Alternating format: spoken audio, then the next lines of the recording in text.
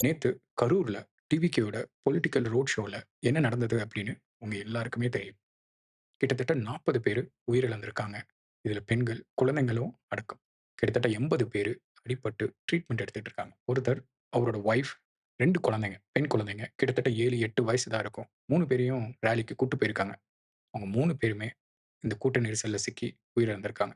So இதுவரைக்கும் நெறைய political leaders, celebrities இதுக்கான இரங்கல்கள தெரிவிச்சுட்டு இருக்காங்க. தமிழ்நாடு கவர்ன்மெண்ட் இறந்தவங்களுக்கும், இதுல அடிபட்டவங்களுக்கும் காம்பன்சேஷன் அறிவிச்சிருக்காங்க. டிவிகே சார்பா திரு விஜய் அவர்களும் காம்பன்சேஷன் அறிவிச்சிருக்காங்க. பட் இந்த காம்பன்சேஷன் இவ்ளோ உயிரிழப்ப ஈடுகட்டுமா அப்படின்னு கேட்டீங்கன்னா, கண்டிப்பா கிடையாது. ஸோ இது மாரி திருப்பி நடக்காம இருக்கணும் அப்படின்னா, நேத்து ஈவென்ட்ல என்னென்ன தப்பா போயிருக்கு? அதுக்கான ரூட் காஸ் அதெல்லாம் ஐடென்டிஃபை பண்ணி, அத ரிசால்வ் பண்ற மாரி ஆக்ஷன்ஸ் எடுத்தா தான் ஃபியூச்சர்ல இது மாரி சம்பவங்கள் நடக்காம தவிர்க்க முடியும். ஸோ இந்த வீடியோல பார்ஷியாலிட்டி பார்க்காம ஃபேக்சுவலா நேத்து என்னலாம் நடந்தது? என்னலாம் தப்பா இருக்கு? என்னலாம் பெட்டரா இருந்திருக்கலாம்? அப்படிங்கிறத பத்தி தான் பேசப் போறோம். ஸோ விஷயம், இது எல்லாருக்குமே தெரியும். ஈவென்ட் நடந்த லொகேஷன். அது வந்து ஒரு குறுகலான இடத்துல நடக்குது. அதுக்கு எப்படி அப்ரூவல் குடுத்தாங்க அப்படின்னு தெரியல. டிவிகே என்ன சொல்றாங்க அப்படின்னா, நாங்க வேற வேற லொகேஷன்ஸ்ல ஈவென்ட் நடத்த அனுமதி கேட்டிருந்தோம். பட் கவர்ன்மெண்ட் அது குடுக்கல அப்படின்னு சொல்றாங்க. காவல்துறை என்ன சொல்றாங்க, இப்போ கரூர்ல நடந்த ஸ்பாட்ட தான் கலெக்டர், மத்த அதிகாரிகள் எல்லாம் சேர்ந்து பொலிட்டிக்கல் ராலிஸ்க்குன்னு ஃபிக்ஸ் பண்ணியிருக்காங்க. ஸோ அந்த இடத்துல தான் அனுமதி குடுத்தோம் அப்படின்னு சொல்றாங்க. இதுல ப்ராப்ளம் என்ன அப்படின்னா, நம்ம எப்போதுமே ஒரு பேஸ் லைன் செட் பண்ணிட்டு, அந்த பேஸ் லைன எல்லா சிட்யூவேஷனுக்குமே அப்ளை பண்ண முடியாது. மேபி ஒரு 80% ஆஃப் த கேஸஸ்க்கு அத அப்ளை பண்ணலாம். இப்போ டிவிக்கு எடுத்துக்கிட்டோம்னா, விஜய் வந்து இப்போ கரண்ட்ல இருக்கிற ஒரு ஸ்டார். அவருக்கு அவ்வளோ ஃபேன் ஃபாலோயிங் இருக்காங்க. ஸோ அவருக்கு வர கூட்டம் வந்து கண்டிப்பா மத்த அரசியல் கட்சிகளுக்கு வர கூட்டத்த விட நெறையா இருக்கும். இது வந்து ஆப்வியஸா யார் வேணா சொல்லுவாங்க. ஸோ நம்ம ஒரு கவர்ன்மெண்ட்ல இவ்ளோ அதிகாரிகள் இருக்காங்க, காவல்துறை இருக்காங்க. இது அவங்களுக்கு தெரியாதா? அது எப்படி இவ்ளோ கூட்டம் வர ஒரு ஆள வந்து அங்க ஈவென்ட் நடத்த அனுமதிச்சாங்க? இது இங்க மட்டும் கிடையாது. மத்த இடத்துலயும் அப்படித்தான் இருக்கு. லக்கிலி அங்க இது மாரி எந்த இஷ்யூஸும் நடக்கல. பட் இங்க நடந்துருச்சு. இன்னொரு விஷயம், இப்போ இங்கெல்லாம் எனக்கு அப்ரூவல் குடுங்க அப்படின்னு சொல்லி டிவிக்கு கேட்கறாங்க. கவர்ன்மெண்ட்லேருந்து அதுக்கு ஃபேராவோ, அன்ஃபேராவோ அப்ரூவல் குடுக்கல. இங்க தான் பண்ணணும் அப்படின்னு சொல்றாங்க. ஸோ, டிவிகே சார்பா அவங்களுக்கு தெரியும்ல, எவ்ளோ கூட்டம் வருது. மத்த இடத்துல பார்த்துருக்காங்க. அவங்க ஃபேன்ஸ் எப்படி பிஹேவ் பண்றாங்க, எவ்ளோ கூட்டம் வரலான்னு அவங்களுக்கு ஒரு கெஸ் இருக்கும். சோ, இவங்க அப்ரூவல் தரல அப்படின்னு சொன்னா, "சரி ஓகேப்பா, நீ அப்ரூவல் குடுக்கல, இங்கே குடுத்துருங்க. நான் போய் இங்கேயே ஈவென்ட் பண்ணிக்கிறேன்." அப்படின்னு எதுக்கு அக்செப்ட் பண்ணிட்டு அங்க பண்ணணும்? அப்ளை பண்ணலாம். இல்ல கோர்ட்க்கு போலாம். இல்ல பெர்மிஷன் வர வரையும் வெயிட் பண்ணலாம். இது வந்து முழுமையா டிவிகேவோட ரெஸ்பான்சிபிலிட்டின்னு சொல்லல. பட் மாரலா ஒரு பொலிட்டிக்கல் பார்ட்டியா அவங்களுக்கும் கொஞ்சம் ரெஸ்பான்சிபிலிட்டி இருக்கு. ஏன்னா அவங்களுக்கு தெரியும். இந்த ஃபேன்ஸ் வந்தா இப்படிலாம் பிஹேவ் பண்ணுவாங்க. இவ்வளோ பேர் நம்மள பார்க்க வருவாங்க அப்படின்னு. ஸோ அவங்களும் கொஞ்சம் ப்ரிகாஷனரியா இருந்திருக்கலாம். பட் இதோட ஃபுல் ரெஸ்பான்சிபிலிட்டி கவர்ன்மெண்ட் தான் எடுத்துக்கணும். இது டிவிகேக்காக இல்ல. மத்த யார் பண்ணியிருந்தாலும் மக்கள புரொடெக்ட் பண்றதுக்கான main responsibility government and government staffs கிட்ட தான் இருக்கு. அவங்கள தான் நம்ம எலெக்ட் பண்ணி கவர்ன்மெண்ட்டா உட்கார வச்சிருக்கோம் இல்லையா? ஸோ நம்மளோட சேஃப்டிய பார்க்க வேண்டியது அவங்களோட கடமை. So they have to take responsibility and own it. Second thing, சரி ஓகே. அங்க அப்ரூவல் குடுத்துட்டீங்க. அங்க தான் எல்லா பொலிட்டிக்கல் ராலிஸும் நடக்குது. விஜயும் அக்செப்ட் பண்ணிட்டாரு. அவங்க வந்துட்டாரு. பட் அங்க என்ன சேஃப்டி மெஷர்ஸ் எடுத்திருக்கீங்க? அப்படிங்கிறதுக்கு ஆன்சர்ஸ் கிடையாது. காவல்துறை என்ன சொல்லியிருக்காங்க, 10,000 பேர் வருவாங்க அப்படின்னு சொல்லியிருந்தாங்க. ஸோ நாங்க 500 பேர் குடுத்திருந்தோம். அவ்வளோதான் எங்களால பண்ண முடியும் அப்படின்னு சொல்றாங்க. ஸோ 500 பேர் 10,000 பேருக்கு போதுமாங்கிறதும் எனக்கு தெரியல. இன்னொன்னு டிவிகே சார்பா 10,000 பேர் தான் வருவாங்கன்னு சொன்னா, 10,000 பேர் தான் வருவாங்க அப்படின்னு நம்ம எடுத்துக்க முடியாது. அது யாரோட ரெஸ்பான்சிபிலிட்டி? நான் போய் என்ன வேணா சொல்லலாம். என்ன பார்க்க 100 பேர் தான் வருவாங்க அப்படின்னு சொல்லி ஒரு அப்ளிகேஷன் குடுக்கலாம். எனக்கு அங்க ஒரு ராலி பண்ண அப்ரூவல் குடுங்க அப்படின்னு சொல்லி. பட் அத வேலிடேட் பண்ணி அதுக்கு அப்ரூவல் குடுக்க வேண்டியது யாரோட பிரச்சனை? அது கவர்ன்மெண்ட்ட தான் சேரும். இல்லையா? ஸோ டிவிகே சொன்னாங்க. அதனால நாங்க இத வச்சுக்கிட்டு பண்ணோம் அப்படின்னு சொல்றது ஒரு இரேஷனலா இருக்கு. லாஜிக்கே இல்ல அதுல. அந்த வீடியோ பார்த்தீங்கன்னா, ஒரு பேரிகேட்ஸ் கூட அங்க கிடையாது. பேரிகேட்ஸ் வச்சா இன்னும் ப்ராப்ளம் தான் ஆயிருக்கும்னு நெனைக்கிறேன். அவ்ளோ சின்ன இடம் அது. ஈவன் இப்போ கார்ப்பரேட் ஆஃபீஸஸ் எடுத்துங்க. அதில சிஆர்டி டீம்னு ஒண்ணு இருக்கும். அதில வந்து எம்ப்ளாயீஸ் எல்லாம் வாலண்டியரா ஜாயின் பண்ணி மந்த்லி ஒன்ஸோ இல்ல குவார்ட்டர்லி ஒன்ஸோ ட்ரெய்னிங் எடுப்பாங்க. இன் கேஸ் ஆஃப் எமர்ஜென்சி ஒரு ஃபயரோ, ஒரு ஃப்ளட்டோ இல்ல ஒரு எர்த்குவேக்கோ வருது அப்டின்னா, அங்க இருக்கிற எம்ப்ளாயீஸ் எல்லாரையும் எப்படி சேஃபா பில்டிங்க விட்டு வெளியில எடுத்துட்டு வரது அப்படின்னு. So in case of emergency அவங்க ஆக்டும் பண்ணுவாங்க அதுக்கு. இதுக்கு நெறைய ட்ரில்ஸ் கூட நடக்கும். ஸோ இது மாரி ராலிஸ் நடக்கிறப்ப கவர்ன்மென்ட் சார்பா, இல்ல முனிசிபாலிட்டி சார்பா ட்ரில்ஸ் ஏதாவது பண்ணாங்களா? அப்படிங்கிறதுக்கு ஆன்சர்ஸ் கிடையாது. பட் பண்ணியிருக்கணும். இல்லையா? அட்லீஸ்ட் ஒரு ப்ரீவியஸ் டே போயி, அந்த இடத்த ஆய்வு பண்ணி, இன் கேஸ் ஆஃப் எமர்ஜென்சி அத அட்ரஸ் பண்றதுக்கு என்னலாம் இருக்கு? ஃபயர் வந்தா ஃபயர் எக்ஸ்டிங்விஷர்ஸ் இருக்கா? இல்ல இது மாரி ஒரு இன்சிடென்ட் நடக்குது அப்படின்னா, ஆம்புலன்ஸ் ஃப்ரீயா போயிட்டு வரதுக்கு வழி இருக்கா? இல்ல இப்ப விஜய் வராரு அப்படின்னா, ஃப்ரீயா வந்துட்டு ஈஸியா போறதுக்கான வழி இருக்கா? அவ்ளோ பேர் அந்த இடத்துல வந்துட்டு போற மாரி சிச்சுவேஷன் அங்க இருக்காங்கிறது, அப்ரூவல் குடுக்கறதுக்கு முன்னாடி இத பண்ணியிருக்கணும். கண்டிப்பா அத பண்ண மாரி எனக்கு தெரியல. இங்க மட்டும் இல்ல. ப்ரீவியஸா நடந்த ரோட் ஷோஸ், ராலீஸ் எடுத்து பார்த்துக்கிட்டீங்கனாலும், அங்கேயும் அப்படிதான் இருக்கு. ஸோ அங்கேயும் கண்டிப்பா பண்ணியிருக்க மாட்டாங்க. 3வது விஷயம் மக்கள் தான். ஸோ இவ்ளோ பெரிய ராலி நடக்குது. ஸோ இவ்ளோ கூட்டம் வருது. அங்க யாரெல்லாம் போலாம்? யாரெல்லாம் போக்கூடாது? அப்படின்னு உங்களுக்கு தெரியணும். நமக்கு தெரியணும். எனக்கு தெரியணும்.